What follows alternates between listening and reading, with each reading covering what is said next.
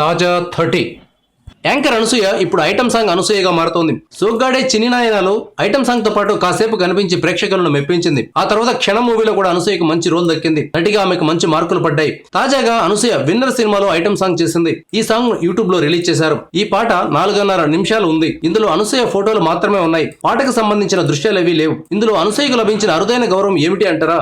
అక్కడికే వస్తున్నాం. అనసూయ ఓ న్యూస్ ఛానల్లో యాంకర్ గా తన ప్రస్థానాన్ని మొదలుపెట్టింది. ఆ ఛానల్లోనే ఆమె తెలుగు స్పష్టంగా మాట్లాడడం నేర్చుకుంది. న్యూస్ ఛానల్ నుంచి ఆమెకు జబర్దస్త్ యాంకర్ గా ప్రమోషన్ వచ్చింది.